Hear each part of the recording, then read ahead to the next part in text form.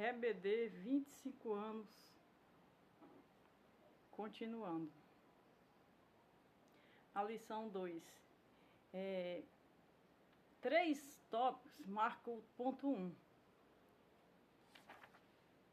Uma igreja com fundamento doutrinário, que nasce da lei, a perseverança na doutrina dos apóstolos e uma igreja relacionada e piedosa. Essa igreja relacionada e piedosa, que tem esses 3 tópicos do ponto 1, ela é o corpo de Cristo, ela nasce no corpo de Cristo. Então, o corpo de Cristo foi fundado em Jerusalém, foi nascido, criado e exercido o ministério em Jerusalém, Jerusalém de Judá e de Israel e Jerusalém da lei. Então, o que resume e o que conclui o ponto 1 é realmente o corpo de Cristo. A 2 fala de uma igreja observadora dos símbolos cristãos. Aí ele vai tratar do 1, o tópico 1, o batismo, o tópico 2 e a Santa Ceia. Só esses 2 tópicos apontam para o ponto 2, que é uma igreja observadora dos símbolos. O que seria o batismo? O batismo seria só simbólico? Em o cristão querer descer as águas logo que crê, ele é seguido de um símbolo, mas ele é uma ação, ele é uma ação de purificação. Então, as coisas na lei, tinha muita ação que simbolizavam ação. A ação que simboliza a virtude, ela se constitui na prática. Então, o batismo era uma das ordenanças de Jesus. Simbolizava a limpeza. Do que? Da palavra ouvida por Jesus. Você escuta Jesus, você toma um banho. Quando você escuta a palavra de Deus, você toma um banho. Porque ela entra e bate de frente com você e lhe conflita por inteiro, aponta todos os seus fracassos, os seus erros, os seus pecados, para que você se conscientize de quem você é. Então, o batismo é simbólico porque é um mergulho, mas ele tem uma ação na virtude do mandamento das ordenanças. E ele era uma ordenança, ele era um dos principais símbolos da fé, e ele era um dos primeiros passos da fé cristã. A virtude da palavra que limpa, ela é mostrada no banho da água. E quando ele se levanta, ele ressuscita para Deus. Ele ressuscita limpo. A palavra, quando é escutada do ensinamento e do amor de Deus, ela penetra o coração, limpa o homem e o constitui um servo de Deus, transformado e liberto das trevas e da lama, da sujeira que ele estava emergido. Então essa seria uma igreja observadora dos símbolos cristãos. Essa seria a igreja modelo Jerusalém. Era o que ela trazia. Após o corpo de Cristo, o sacerdócio do corpo, o símbolo do batismo na água e da Santa Ceia. A Santa Ceia seria o corpo, e esse corpo e esse sangue comido e bebido, que seria o objeto supremo do amor de Deus. Era o partir do pão. O partir do pão é o corpo de Cristo, a memória viva da sua morte e ressurreição. Então, o batismo, ele nasce no batismo, e na ceia ele entra em memória diante de Deus de que ele passou pelo corpo de Cristo e que ele é um membro do corpo de Cristo. Então, cada mês e cada reunião, ele participa do corpo e do sangue que lhe dá diante de Deus o holocausto que foi emergido, ou seja, o cordeiro que foi colocado no altar pelaquela igreja, pelaquele salvo, pelaquela vida individualmente. Esse seria a Santa Ceia. Ela festejaria o amor da sua refeição comum. E até nas refeições comuns eles lembravam do ato. Porque o escritor ele escreve assim: Parece favorável que os primeiros cristãos, combinando essa ordenança simples com a festa do amor de sua refeição comum, lembravam assim a morte do Senhor. Então, a ceia, ela trazia a memória da morte e da ressurreição. E a unidade das refeições lembrava da bênção que Deus trouxe nessa atitude. Você alimentasse do corpo e do sangue do próprio Deus, de Cristo Jesus, simbolicamente, na alma você está tomado por Ele e constituído por Ele. É o corpo e o sangue. E sobre a veia, você é ligado no 220 da fé. Então, tudo isso tem virtude e tem resposta que você precisa ter a ação simbólica, real, para corresponder à virtude pela qual você está tornado, você está evidenciado. Isso é vida com Deus, isso é comunhão com Deus. Há um Deus vivo, um Deus imenso nessa atitude.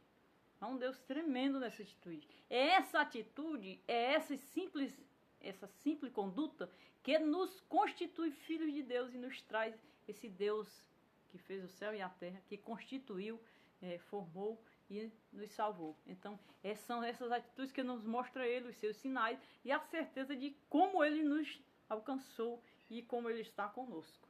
O ponto 3 diz uma igreja modelo. A igreja modelo é essa que está em Jerusalém, que veio, que está. Eu não digo que ela veio, eu digo que ela está. Para mim, a sede é Jerusalém. Eu espero Jerusalém. Eu espero Jerusalém todos os dias, porque ela não só é o modelo, porque ela é Cristo. Esse Jerusalém que nós tratamos, a igreja de Jerusalém, uma igreja modelo, é o corpo de Cristo. O corpo de Cristo é a nossa nova Jerusalém. E isso nos faz ter esperança e nos prepararmos para estar cada dia mais com Ele pelo corpo. E o que está no corpo? O batismo e a ceia. O batismo contínuo, meus irmãos, é o fervor do Espírito Santo. O batismo nas águas é quando é regenerado. Mas a continuidade do batismo é o fogo do Espírito. Porque quando você come o corpo, você tem que refletir, reagir no corpo. Você come o corpo de Cristo. O corpo de Cristo está acarcelado em brasa e luz. Então você se alimenta da luz e se alimenta do poder, da força do Cordeiro. E isso é a igreja que está em Jerusalém, que é o corpo de Cristo. Eu sempre digo para mim mesmo, a Jerusalém que eu amo, a Jerusalém que eu quero para a minha vida, a Jerusalém que eu anelo, é o corpo de Cristo. Eu olho para Jerusalém e sei que ali é a palavra de Deus. Que é ali que ele vai vir. Porque ele era natural dali. Ele vai prestar conta com todos os homens por Jerusalém, aquele lugar. Através daquele lugar, ele vai vir para o juízo final daquele lugar. Mas a nossa Jerusalém é o corpo de Cristo. A igreja é o corpo de Cristo. Então, nossa Jerusalém é o corpo de Cristo. Agora, quando nós quisermos vivermos o real e nós pudermos chegar até lá, nós abraçamos aquilo que nos alcançou, porque foi para toda a alma vivente o que aconteceu e se cumpriu nessa igreja lá. Então, ela faz toda a diferença sobre a terra. Uma igreja reverente e cheia de dons, a igreja modelo. A igreja modelo é essa, aqui reverencia e aqui tem dom. O dom é o nascente, o dom vem pelo alimento do corpo. É dito que a igreja de Jerusalém, em cada alma havia temor. Se você se alimenta e você está com Deus, você tem que temer a Deus. E para você o conhecer, você também tem que trazer o temor de Deus em você. E diz assim, a palavra grega temor tem o significado de reverência, respeito e de algo sagrado. Havia um forte sentimento na presença de Deus. Havia um clima de presença do sagrado que é santo. O mesmo sentido que teve Moisés quando o Senhor mandou tirar o sapato dos pés, a terra santa. Então, o que Deus tratou com Moisés, entregar a lei, o mandamento, o holocausto, ficou tudo em cima de Moisés. Então Moisés ele teve uma missão muito árdua sobre a terra.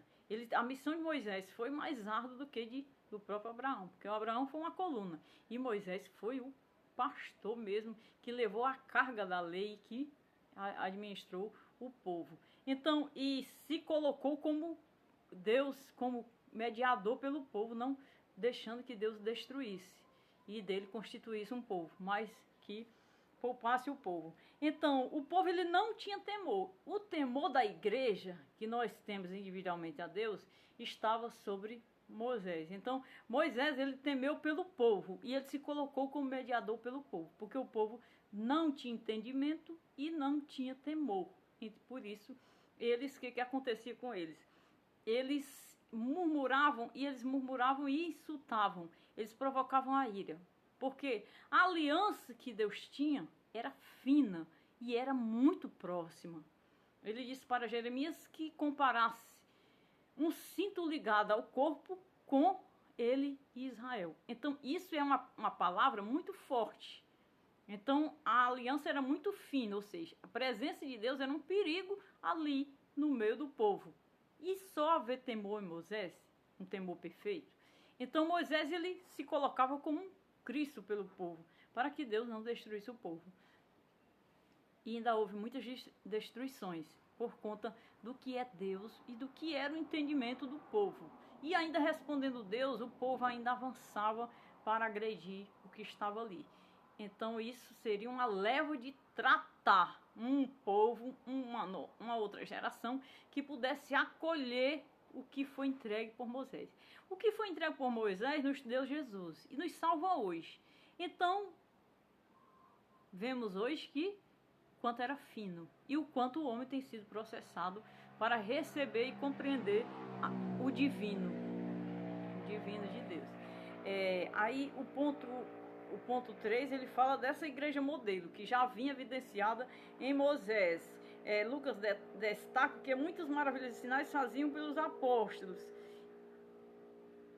E são as mesmas palavras usadas pelo apóstolo Paulo para referir os dons do Espírito Santo que se manifestavam em ações missionárias.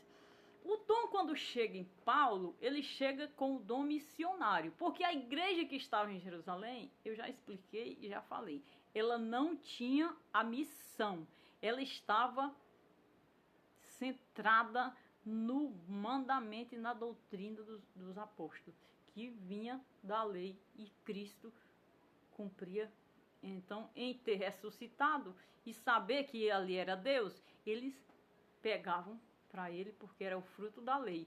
Mas quando nasce Paulo, o dom da missão de criar raízes, que foi o pastor dos gentios, então o dom de criar raízes vem através do apóstolo Paulo. Então em todos os apóstolos se cumpre a missão por conta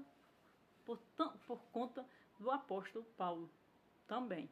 Então foi um dos maiores missionários. Todos os discípulos, a maioria tiveram curta as suas trajetórias de missões. Porém, Paulo foi mais além e se destaca bastante na palavra a missão de Paulo. Porém, todos os outros fizeram missões de uma forma mais curta por conta da época, do tempo e do que era cada um deles diante de Deus. Uma igreja acolhedora também é a igreja modelo. Por que ela é acolhedora, meus irmãos? Ela não é egoísta, porque Cristo quebrou a lei.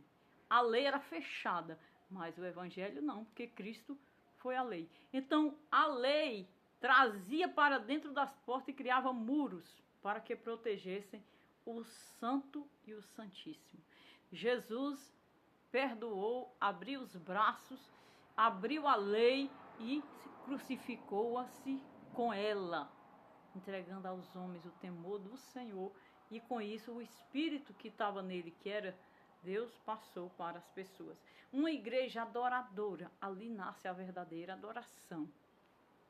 A verdadeira adoração louvar é muito mais que simplesmente cantar, é uma expressão de rendição. e total entrega, é o reconhecimento da grandeza de Deus e seus poderosos efeitos. Uma igreja adoradora, a verdadeira adoração, é o nascer, o batizar e o manter a comunhão. É a comunhão que nos torna um adorador. É a comunhão que nos gera. Não ser gerado por Cristo, estar dentro de um padrão legalizado, seria um nível, seria uma conduta. Nascer de Cristo como os apóstolos e adorá-lo como Ele é, entregar para Ele ser o Senhor da nossa vida, é sermos os verdadeiros adoradores. É dependermos. É porque que Davi ele foi perfeito, segundo o coração de Deus. Porque quem agia na vida de Davi era Deus. Não era a lei. Ele obedecia à lei, ele prestava serviço à lei na direção de Deus. Mas ele era um profundo adorador. Porque a maioria, metade de todos os salmos de Davi, que era a harpa de Israel, os cânticos, era feito pela alma de Davi. Então a alma dele foi uma alma extremamente transparente para receber a promessa da eternidade. Cristo descendeu o trono de Davi. Então em Cristo foi consumada a maior e mais perfeita adoração nesta igreja modelo.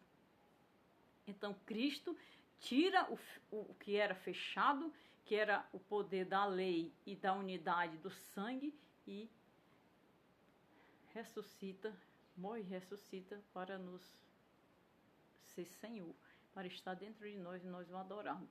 E a música, ela adora por aquilo que vivemos. Ela sempre vai falar da nossa experiência, como o salmista escreveu. Você encontra salmos que descrevem tudo que você está vivendo. Geralmente, a maioria das vezes, o salmo está compondo a igreja. Então, o cântico de Israel e o cântico da igreja, os passos da igreja estão entrelaçados na inspiração da adoração. Mas a igreja é quebrada de fora com a adoração, porque ela está perdoada por Cristo e está na comunhão do batismo e na ceia do Senhor. A conclusão diz assim: vimos nesta lição algumas características que marcaram a primeira igreja. Frequentemente nos referimos a ela como a igreja primitiva. Vemos como sendo uma igreja ideal, modelo para todas as outras. De fato, ela é a igreja mãe. Isso, contudo, não significa dizer que a igreja de Jerusalém não tivesse problemas. Pelo contrário, veremos umas outras lições que havia alguns bens desafiadores. Nada, contudo, que tirasse o brilho e nos impeça de nos espelharmos nela. A igreja de Jerusalém foi a igreja primitiva, porque Cristo cumpriu a igreja, e a igreja ela tinha conflitos, e o primeiro conflito da igreja foi a própria lei, porque ela tinha que nascer da lei, da doutrina da lei, para o evangelho de Cristo. O dono da lei tinha uma doutrina para esta igreja. Então, quando ela nasce, o primeiro conflito foi a lei. Hoje nós temos a igreja do corpo de Cristo e ela já venceu a lei e nós estamos com ela. E os desafios segundo o tempo e segundo as gerações sobre a igreja de hoje. E essa foi a lição 2 da revista A Igreja em Jerusalém. Amém.